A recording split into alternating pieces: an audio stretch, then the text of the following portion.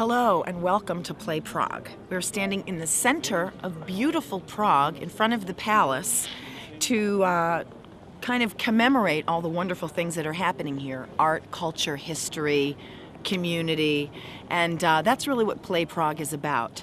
And we are Americans that have come to Prague to share our culture and our history with people in this fabulous city. And we're from Nashville, Tennessee. And starting our interviews is Mr. Stan Webb, who is an extraordinary talent all the way from Nashville, Tennessee. He is actually a local, which is kind of rare for Nashville.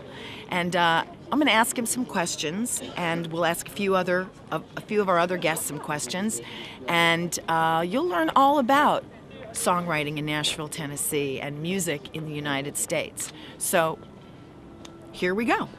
You are the immortal Mr. Stan Webb. Yes, and I'm glad to be here in Prague. I'm really proud to be here. You're here. Now, is Webb a family name?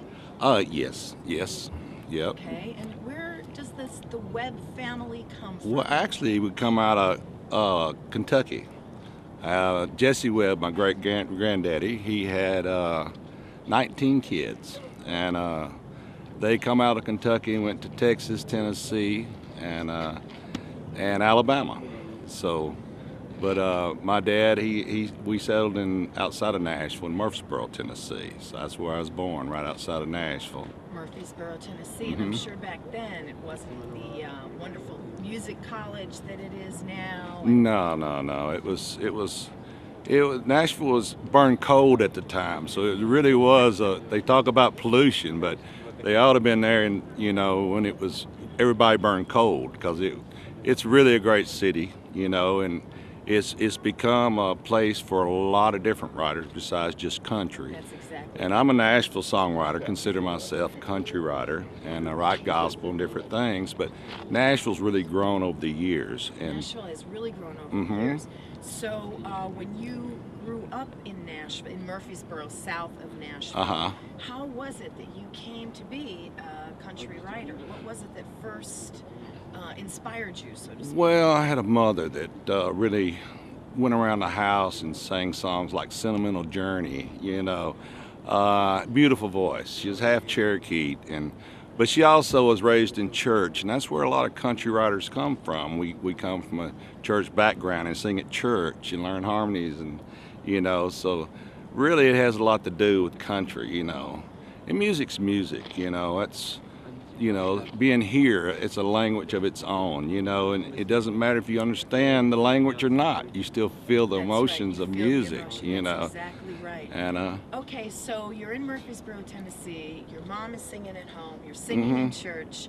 How did you jump from that at the tender age of 14 to writing your first song? My first song, I worked at 14 one summer, and saved up enough money to get my first guitar, so that you could keep tune. So, and I kind of locked myself in a bedroom for a weekend and learned House of the Rising Sun, which really is that's about the only chords you need to write a great country song, So, but I started from there, and I guess I was 19 when I went to my first pitch thing at ABC. And where was that? That was in Nashville, ABC, and I was 19, and I pitched 4 songs and got 2 holds on a song, on 2 of them. What is a hold? A hold is when somebody believes in your song enough to go around to artists and try to pitch your song to get it cut. And I was fortunate. I got my first cut by George Jones, which it's amazing people here don't know who George Jones is, Well, that's great. That's great. I mean, so anyway, that was really my goal in life, was to have one cut, to hear one of my songs on the radio. Okay, so you get your one song on the radio. You're now living in Nashville. Yeah. Now what? Well, I just keep writing. And it's a thing I have to do. I have no choice but to write. If I'm kind of like a miser with money or gold. If I don't have a new song in my heart, I get depressed. So I really love to write music, and music is such a way to touch people and express what they're feeling. You know, it's really not about the writer or the artist as much as the hallmark, being able to say something that a man would like to say to his wife or his lover, you know, or vice versa, you know. So, Great. Okay. So that's really wonderful, and I really hope that people viewing this can understand the passion that we're bringing from Nashville as songwriters. We're bringing across the ocean. Okay. So you got your first cut. You feel the passion in your heart. You know you're going to be a writer. You're just going to get sick if you don't write. that's right. How did you? What happened after that? Tell us about all the other cuts that you've had and all the other things that happened to you. How does a songwriter do Well, it? my first cut got me Most Promising Songwriter, which, you know, at 19, that was, you know, and I went on to have a lot of different cuts by Marie Osmond, the Osmond Brothers, T.G. Shepherd, George Jones, just a lot of Forrester Sisters. Me and Pam Tillis wrote a lot together, and that's fun too to get with an artist. Did you write a song for a film with that? Yeah, Thelma and Louise. We had one in the movie Thelma and Louise. So I went on enough, and I was blessed enough that I got the Legacy Award. I was the third one to get it in 75 years. So Paul Schaefer got it last year, and I think Bob Dylan gets it this next year on their 80th anniversary. So that's good company. You know, it's something I wasn't supposed to be doing anyway, you know, because I never took a music class or anything. I was self-taught. And Well, that's a very important thing. That's a very important thing for budding songwriters and people interested in music in general. Even if you're not a songwriter yet, of course, we all believe everybody should be and everybody can be. And that is to understand, yes, reading music is good if you read the dots, as they say in England, but you really can express yourself without having to read music if you can find that inspiration and also get help from mentors and co-write. So now you're a successful songwriter with tons and tons of cuts. You don't need to write a day in your life, and yet you do. So tell us about what you're doing now, the people you're writing with. And okay, well, mainly what I'm doing now is giving back. And I work with the Nashville Songwriters Association. And we're going to try to set up the first chapter here in Prague, and hope to be doing that this week. And you know, that way people from here can actually write country music, or there's all genres of music in Nashville now, and maybe send them and have a chance to get a cut themselves, or come and visit us. But I go to colleges and teach classes, and it's just the fact that music's just a loving thing. I mean. And you might hear somebody that's only been playing the guitar for 3 months and maybe wrote their first song, you know. But it's amazing, you know, at the heart that music, the move that music makes throughout the world, you know. And I'm wanting to get, you know, I've been going to Canada, different countries, and really trying to get in America, like in Canada, they have a thing called a factor. I think they raised over $20-something million this year to donate to writers and artists. And in America, we're not really, the government, we're not getting many breaks anymore, you know, and we actually need support. And because it needs to carry on. It needs to carry on. It's just any time that you can express yourself in 3 minutes or 4 minutes or less, you know, and really make a statement that is so powerful, you know. And so I'm proud to be here in Prague, and it's a thrill to me to be from Nashville, Tennessee, and looking at this beautiful place. It's beautiful, and the people are beautiful here. The food is too good here, so but I'm looking forward to coming back, and I hope I can do something to help young writers here that really want to be songwriters, you know. So well, thank you very much. I'm glad to be here. Glad to have you. Thank you. I can't help it when it comes to you. Something about you always pulls me through these nights. Dark sunlight.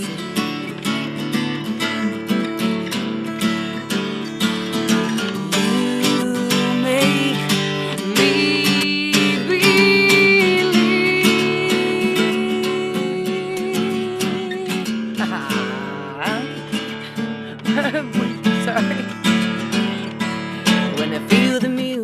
start to fade and the quiet gets to be too much, I say your name. It's okay, 'cause you got enough faith for the both of us. I can't help it when it comes to you.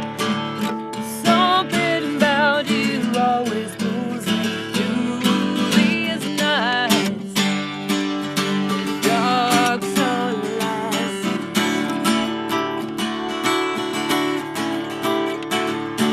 You make me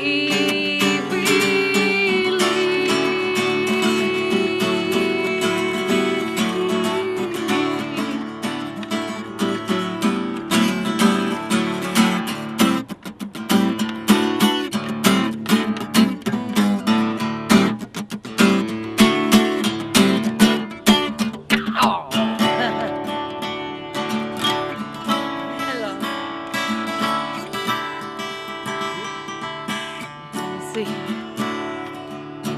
Hold me, feel me, heal me.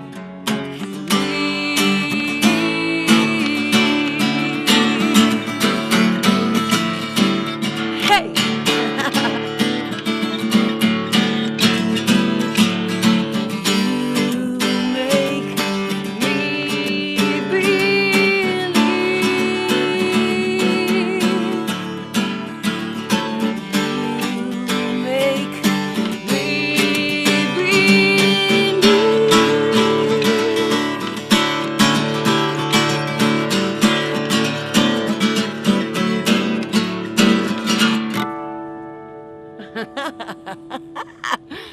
Welcome back to Play Prague. We're here with Kimberly Dom, who is a fantastic American singer-songwriter, international musician extraordinaire. So, the first thing I want to ask you is, what's it like being a female musician and a composer and a intelligent, beautiful, strong woman playing in the big show, let's say? It's a gift. I find being able to be a part of the music in a so-called man's world. I think there's a lot of women now that, like yourself and myself and many others that, really can take the stage well. I don't really think of it as being able to do it now. I just find myself very blessed. Real cool, to do music and do what I love. Where did you get your start in the music business, and where has that taken you? We understand you've been doing some very big things. Yeah. I started performing in a Shakey's Pizza when I was 7 years old. And I started with a gentleman named Larry Love, and he gave me just the passion for singing, and then I want to express myself, so I started writing first poetry and then songs. Where has it taken me? It has taken me around the world. Here in Prague, beautiful, sehr schön. It's taken me beyond my wildest dreams, Absolutely. So, tell us about your experience working with one of the top American bands, not just in America, but in the world. How did that happen? How did you get that job? I am so fortunate. I get to play bass for the classic rock band Boston. More than a feeling. Na, na, na. Anyway, that came about. I was on the road performing in another band. I was playing guitar, and Tom Scholz, the founder of the band Boston, and Gary Peel walked in and introduced, was silly. He waited in line as I was signing autographs, and Tom Scholz says, "Hi, I'm Tom Scholz." I'm like, "I know, I know who you are." And he says, "Can you play bass?" And I said, "I can learn." And he gave me an audition a month later. And a month after that, I was in the band in front of over 100,000 people performing at the Fiesta Bowl. And I was so nervous. I forgot to breathe. So really, for you, this was living the American dream. Here you are, a girl from a fairly small town with this dream to play music. You start in a pizza shop, you learn to write songs, you build up your repertoire and your skills, you take it on the road, you're playing with different bands, and then all of a sudden you're playing at the Fiesta Bowl, which was televised. So literally millions of people saw you, and of course went on to tour with them for many years, and now you're doing your own thing. What was that like for you to go from being just Kimberly Dom to Kimberly Dom playing with Boston at the Fiesta Bowl? What was that like, that first gig? Yeah, I was so nervous because I wanted to represent the band to the best, to the best of my ability. And I was really nervous because I hadn't played bass guitar before. And they told me not to tell that, but it was the truth. And so I knew I would be judged, but I didn't care. It was my dream come true. And I find Boston, Tom Scholz, amazing and masterful, and his creations of taking rock music between rock and classical, and his dynamics, the pianissimo to the crescendo, and the feel of being able to replicate and be part of music history was just an honor beyond anything I could have ever imagined. And playing bass, I didn't know that would happen. Thank you. So, a question that I'm dying to ask you that I'm sure a lot of fans and women would like to know, even though I know a lot of women who are on the road with major artists, what is it like touring with a bunch of guys in the big time? It's really easy. It's really, the guys in the band are my family. And their wives and their girlfriends. We all become a family, your band family. You rely on one another. You lean on each other. I dress very down because, well, I don't know if I should say that, but because the guys are on the road for a long time, so I wear sweats and ugly clothes on the bus. So is that I'm one of the guys. No makeup, no foo-foo, and then you put it on for the show, but they're like my brothers, absolutely like my brothers. No. Well, I saw you this morning in the house in your sweats without your makeup, and you looked as beautiful as you do now, and probably as beautiful as you ever would. I have just one or two more questions. So you've had this experience, you're a woman that has found the love and able to coexist with these men on the road, very famous men. And of course I'm asking this because I want you to inspire other women, which you already do, of course. But the other question I have for you is, how has this changed you as a writer, as a guitar player, as a writer, as a professional, and as a human being? Everything that you mentioned, I've either grown into myself more, I've become a better person working with these people because they're pure at heart and their love is of the music. Living with these men on the road, Tom Scholz, Gary Peel, before it was Brad Delp, before he passed. My goodness, Jeff Neal on drums, Michael Sweet, Tommy DiCarlo, is awe-inspiring. The way they treat their women, their women, your women. But no, the way they treat the loves of their life is very honorable, and they take good care of their bodies. And so it's helped me to be better emotionally, my heart, and physically, all-encompassing. I've become a much better player, although I feel I have a long way to go. I'll never stop trying to become better. But all around, I've become a better musician, a better person, a better singer, a better eater. And I've learned to enjoy life more by following my dreams. And that's what I think every girl, woman, man, child should take with them, is do not give up on your dream. Do not let anybody tell you you can't do something, because you can. It's all here and it's here. And if it's meant to happen, then you will make it happen. you take that with you and block out any negative. Block out the negatives, because everybody has something negative to say. I don't anymore. I want to keep my life positive. And that's probably from being in the band. Boston has helped so much to get in touch with the better part of me.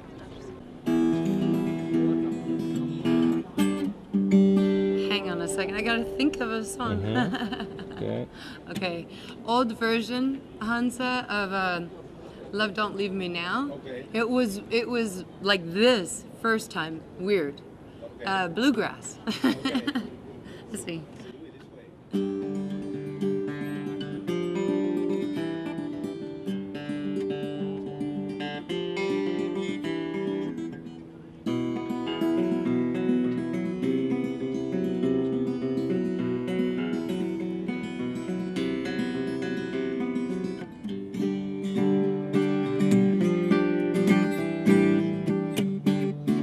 Something like that.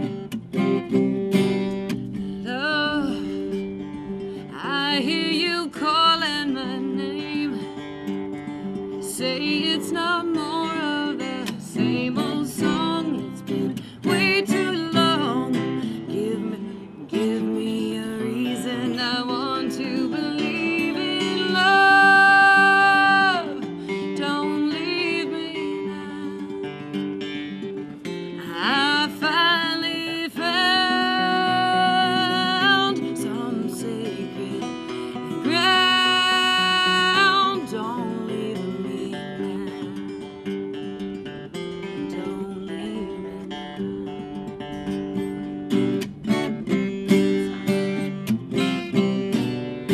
Clouds all seem to disappear every time you are near my side. Our two worlds collide. You are the only thing treat me and only love.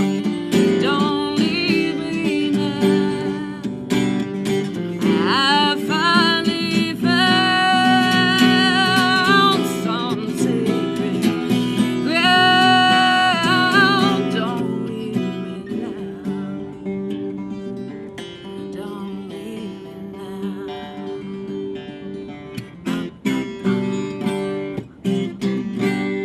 Something like that. Okay, I'm here with Richard Adler, also from Nashville, and you are here with us at Play Prague. And I cannot tell you the emotions that I have sitting here looking out at this gorgeous city and having next to me, not only having a wonderful friend and a brilliant human being, but also a 4-time Grammy winner, plus multiple platinum and gold records on some of the most incredible artists that you've ever heard. Not just commercially successful, but beautiful, beautiful music. And in my opinion, there is nothing more magical than that. So there's so many things that I want to ask you, Rich. First of all, rumor has it that you started out playing the trumpet. Well, I actually studied the piano before I played the trumpet.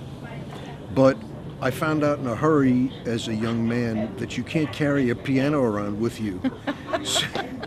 And the piano teacher I had, who was an excellent teacher and helped me a lot, she was very focused on classical music. So I decided I was more interested in jazz than classical music. And I went to the band director at the school I was at the time, and I said, I want to play the clarinet. I want to be like Benny Goodman. And he said, Benny Goodman is old hat. Here, play the trumpet. So I did. Okay. So you played the trumpet. I played the and this was in trumpet. New York, where you were Yeah, this was in New York. born and raised. Okay. Yep. And then you got interested in audio. How did that happen? What made that transition for you? Well, you know, this was around a time when there was a thing called hi-fi, which preceded stereo. And I was lucky enough to, be in some people's houses as a very young man where they had really good hi-fi systems, and the sound of recorded music immediately became fascinating to me. And I was always the type of person that would take things apart to find out how they worked. And so I started looking into the inner workings of how recordings were made. Of course, in the early stages of that learning process, I took some radios apart that I couldn't put back together. But, True confessions of an audio engineer. but eventually I not only learned how to put them back together, but also to make them work better. And at that time, there was no education for people that were interested in audio. So I went to school to become an electronic engineer. And along the way, I met some great musicians. I ran into a guy that was building a recording studio he knew less about a recording studio than I did. Boy, those days are long behind us. And so I built a studio for the guy, and I ran it for a short time. And that was in New York? No, actually, By that time you were in Chicago? No, I was attending school in Wisconsin. Okay. And I built a studio in Wisconsin. I stayed there a short time, and then basically someone that I had met at the studio who was a very influential radio personality, without me asking, found me a job in Chicago. Okay, and that job in Chicago led to working with a number of incredible artists. Oh, And a great experience. And, Yeah. and the way that you described it to me was the golden age of recording with big rooms and big consoles. And what was that like? Who were some of the people you worked with, and what was that like as a new engineer? Well, the way I learned to record large ensembles, and that at that time, it was really common to record 25 or 30 musicians all in the same room at the same time. And my first experiences with that were recording commercials for Marlboro cigarettes because they had a lot of money and they could afford to hire a 30-piece orchestra. Then our federal government in the United States decided that you couldn't advertise cigarettes on television anymore, so that kind of went away. But in the meantime, some great artists came through a couple of the studios I was working at. Who were some of those artists? Well, I worked with Tyrone Davis. I worked with Lillian Hale, who was a great gospel artist at the time, Barbara Acklin, and then when I moved over to Universal Studios, I got to work with Duke Ellington and Carmen Cavallero, who was a brilliant pianist, jazz pianist at the time, and.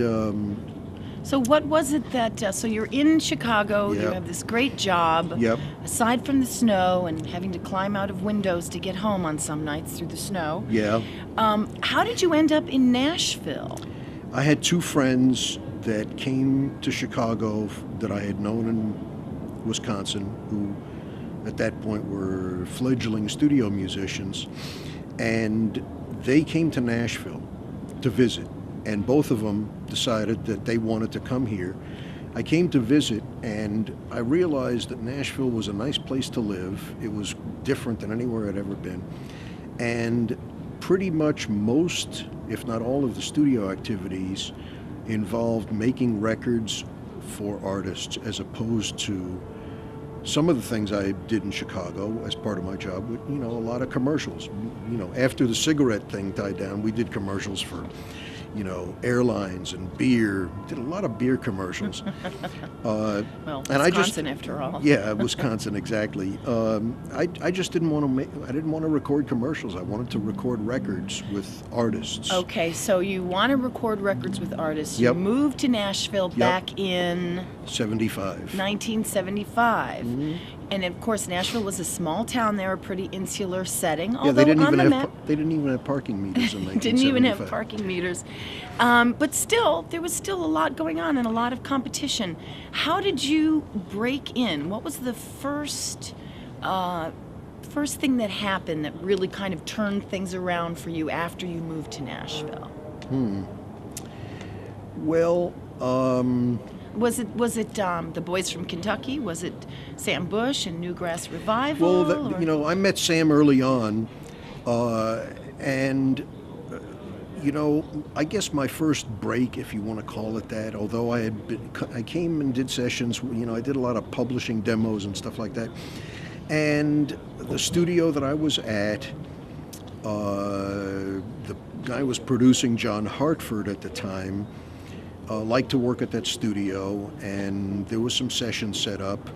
And the guy who was supposed to be doing the sessions as an engineer had decided he had greener pastures elsewhere.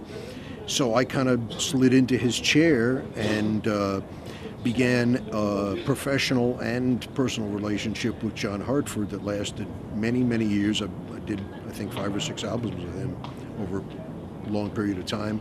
Got to meet some great musicians, and including people like Sam Bush and Junior Husky, and I can't even remember everybody that played on some of those sessions. And because I came from a musical background and I understood improvisational music, because on the trumpet I studied how to improvise, bluegrass at that time was really the only other form of music that emphasized improvisation. And somehow the fact that I was entranced by musicians who were good improvisers, a lot of whom were bluegrass musicians, it kind of just dragged me into that world of bluegrass. It wasn't that I loved the music, I loved the spontaneity of it. Yeah, and I think that really is something that put Nashville on the map as a recording city pretty early. Oh, yeah. A lot of people forget that. They think that Nashville is just country music, but it's also the home of bluegrass. And right about the time that you were becoming this incredible engineer, bluegrass was changing too, and becoming much more improvisational and much more spontaneous. Absolutely. So tell us obviously Sam Bush has just gone on to just change the world, and the mandolin and everything else he touches. But who are some of the other artists that you worked with? Well, through Sam your... and through John Hartford, I got to work with people like Bela Fleck, before the Flecktones, and Jerry Douglas. And then, there was a whole string of well-known established bluegrass people that I worked with, like the Osborne Brothers, who are famous for their version of Rocky Top. Of course. And a whole bunch of other established bands, both older people, new people. And also a lot of the bluegrass artists that you worked with crossed over into pop. And then, of course, that led to other people that crossed over into pop, like Marty Stewart and John Prine. That's right. And I understand you even recorded Natalie Cole at one point. Well, that was in Chicago. That was in Chicago. Yep. So you've really had quite a diverse history of working with a lot of artists. Tell me the Grammys. Let's just talk just very simply about... List first your Grammys, and I'm sure by the time you got your 4th, it wasn't quite as exciting as the first. Grammys. Let's see. Doc Watson, who was a brilliant guitar player and a legend in his world. And changed guitar playing in his world. Changed guitar playing. Let's see. Grammys. Well, you stumped me now. Iris DeMent. Iris DeMent, a well-known, amazing singer-songwriter from Kansas. Alison Krauss, who I also got a platinum record with. Must be nice. Yeah. And who was the 4th one? Oh, tell me you can't remember your Grammy. No, it was John Prine. Oh, it was John Prine. Yeah, so you already mentioned him, so you threw me off. Okay, sorry about that. I'm trying not to repeat anything. That's right. And then, of course, there's all the gold and platinum records. And Neil Young was a gold record. Right. And Johnny Cash. You did a Johnny Cash I did record. a Johnny Cash album. No awards involved in that, but nonetheless, it was Johnny Cash. It was Johnny Cash, and it was a really, really groundbreaking record for him. In a lot of ways because of the material, and got to work with the Carter family, and of course June Carter was one of the original Carter family, and her sisters, the Carter sisters, was an amazing project. A lot of these people, they could wake up out of a sound sleep and sing better than some of the people that are on TV right now. Oh boy, that's true. Yeah. Well, in closing, I would like to say that that we're here in Prague for a reason. We're here to spread the message that anybody can play music, and that if you want to come to the United States and record with Richard Adler, you can do that at any time. Wouldn't you agree with that? As long as I'm not otherwise occupied. As long as he's not in Prague. Yeah. So how do people get in touch with you if they want to meet you or learn something from you, or maybe even make a record with you? Well, I have a website, which is soundwaverecording.com, which is the name of my studio. If you go to Google or any popular search engine, you put my name in, unfortunately, I'm going to come up. On my website is my contact information, and I answer my own phone. I don't have a secretary. I answer my own email, and I enjoy dealing with people on a one-on-one basis. When you call to talk to me about making a record, you talk to me. You don't have to talk to my agent or my representative. Well, that's very, very inspiring. Except for Suzanne, Except of for course. me, I have to go through the. So I guess in closing, we're all here in Prague so that we can inspire people to do music, find out more about the culture of American music, and we're all accessible, including someone like Richard Adler, who's won 4 Grammys. So give us a call. Thanks, Rich. Thank you. Hey, darling, we're doing it, baby. We're doing it. Just say when. Peace and love. Say when. No. No.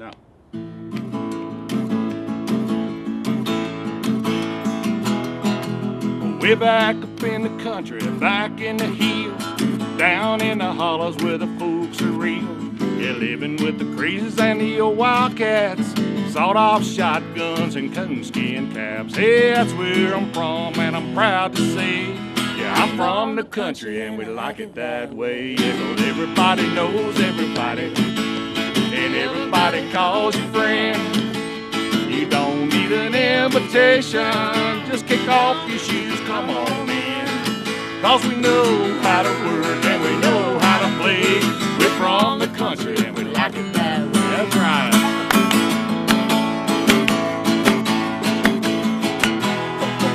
Well, all day long we're working in the field, bring it on home to a home-cooked meal. We'll love you like Sunday and treat you like Saturday night. And if the beds get full, we can sleep in the hay. Hey, we're from the country, we like it that way. 'Cause everybody knows everybody, and everybody calls you friend. You don't need an invitation, just kick off your shoes, come on in. 'Cause we know how to work and we know how to play. We're from the country, yeah, we're from the country, Lord, and we're from the country and we like it that way. There you go, darling.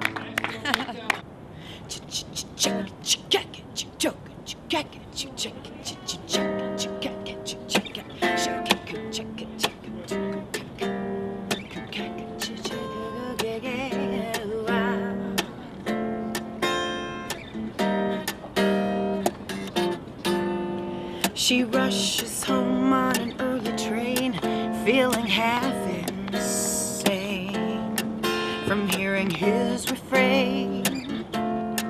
But she's let down again. Daybreak comes like an only sun, and she's left undone. Love is on the run, whoa, a tiny breakfast for one. She remarks at the lack of spark as the moon makes her move over Central Park, and she curses her luck in the stars above, and she refuses to see it's a reflection of her cool conception of love. Her cool conception of love. Her cool conception of love,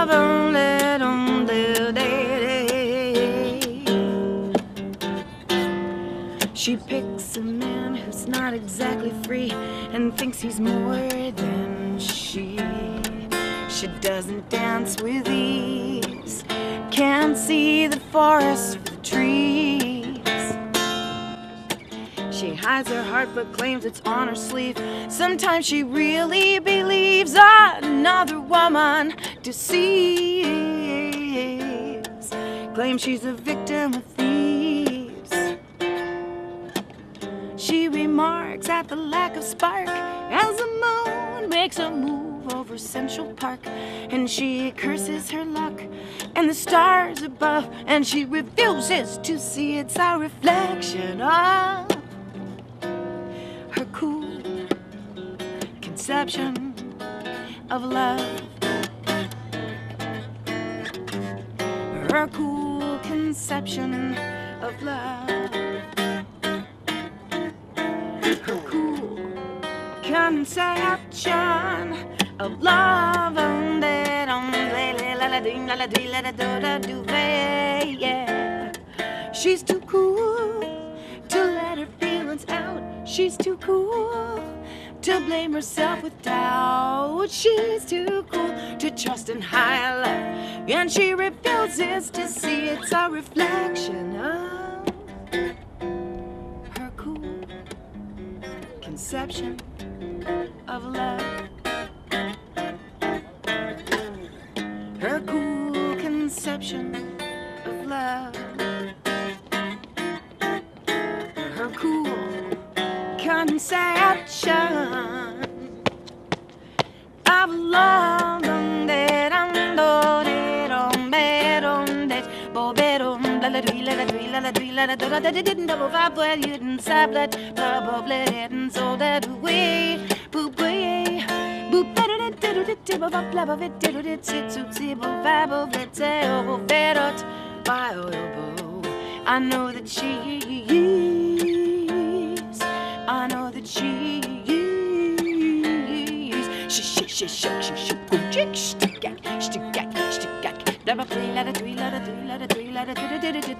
she's too cool, she's too cool, she's too cool, she's too cool. Better than double vet to set so yeah.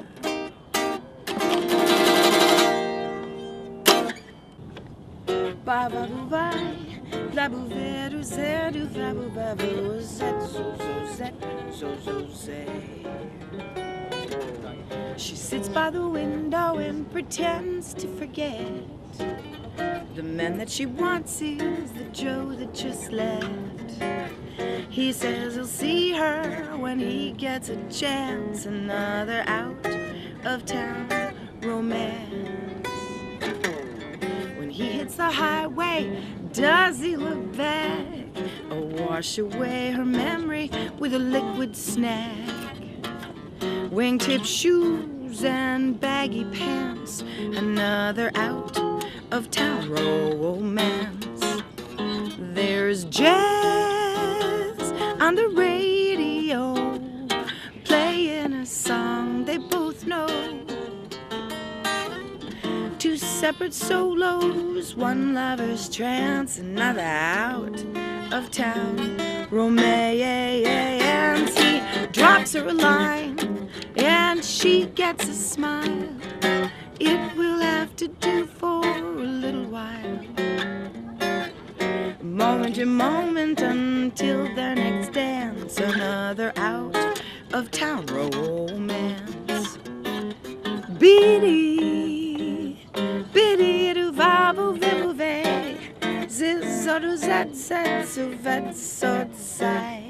Bledo dedo zedo dedo zit sat survive le vovo vedit bove bove these over bove.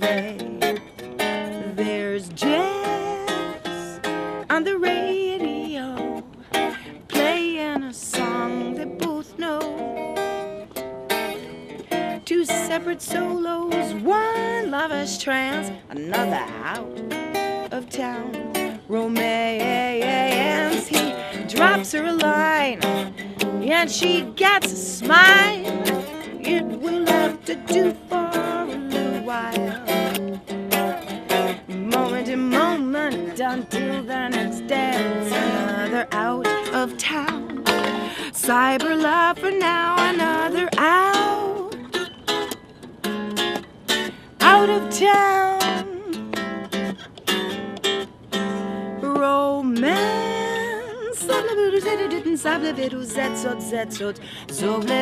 Out of town romance.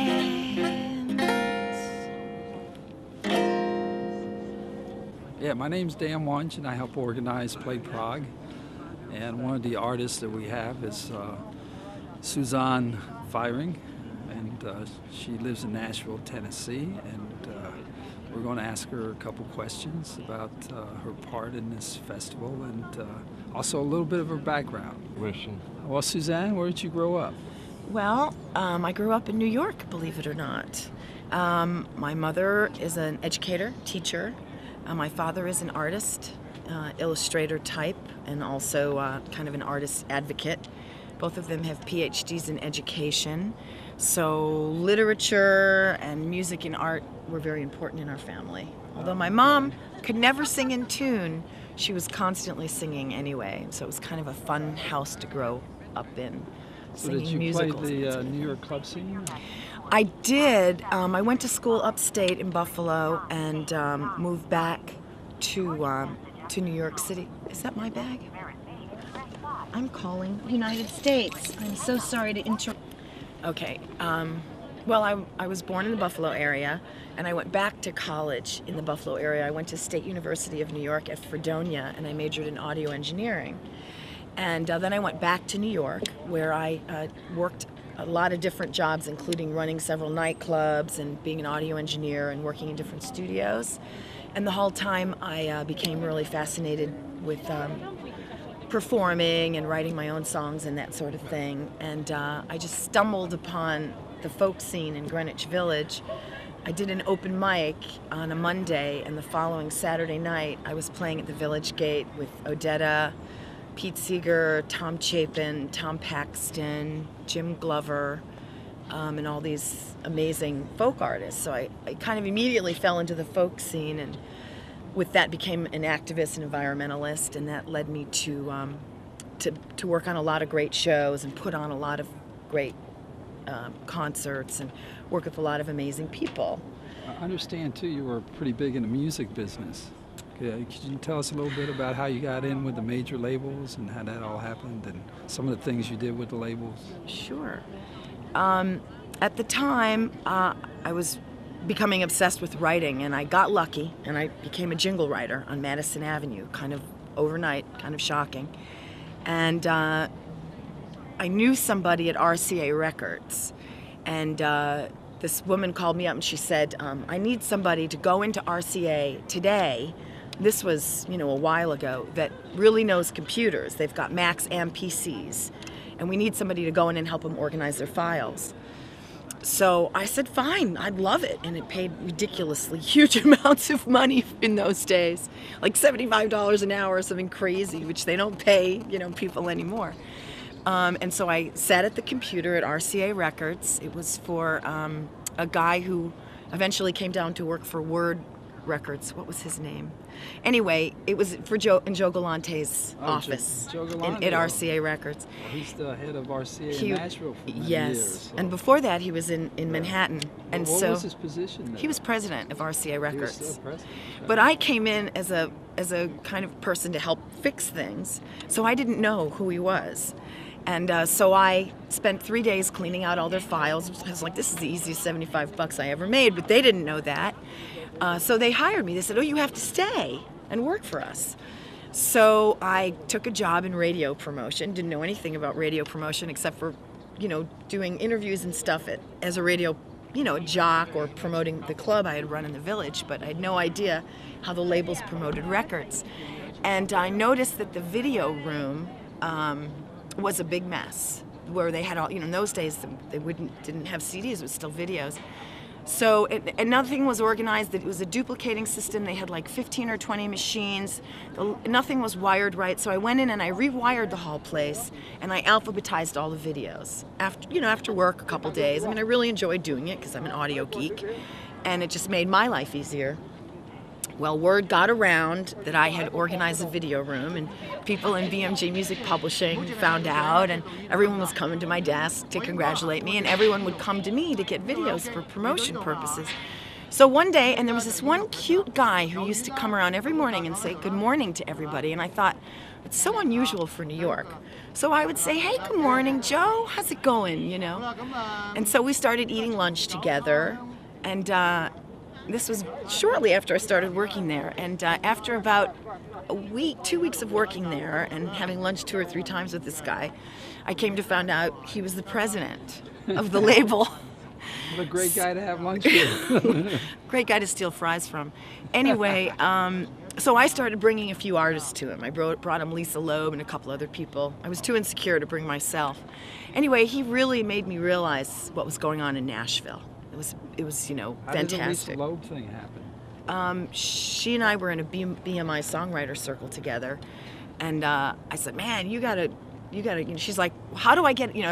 She knew I worked at RCA. Well, how do I get a record deal at RCA? And I said, "Well, I don't know how you get a record deal, but I know how you get Joe Galante to listen to you." I said, "You need to do it Nashville style. You need to walk into that office with a guitar, and when he hears you, he's gonna sign you because you're great." And that's exactly what happened. Oh, that's fantastic. She got a song on Reality Bites. And then things started to shift at RCA, and I had an opportunity to move into the international A&R office with the president and the vice president of the company, Rudy Gossner and Heinz Henn. So the next thing I know, bam, I'm in international, and I didn't know anything about international. But after only a week, I was like, oh my God, I found my true love. It's international business, it's international music, and that's kind of where it started for me. And there was a vice president on the business side, on the legal side, who I also used to eat lunch with all the time and steal his French fries, named Fred Silber. So the secret of your success is having lunch with these people. Stealing fries. Stealing fries. So Fred went over to MCA Music, and he stole me, is what he likes to tell people. And the day he asked me to go, I said, "Fred, I can't work for you in music publishing. I only type 40 words a minute." He said, "Don't worry, I type 120. I'll do all the typing. You do all the schmoozing." So off I went to MCA Music, and the New York office at the time was very connected to Nashville.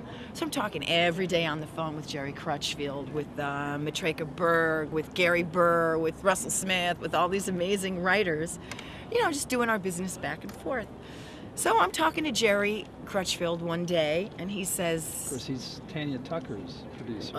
And many others. I mean, one of the greatest writers. He had a million gazillion hits. And by the way, he co-wrote Proud to Be an American and never got credit on that with Lee Greenwood.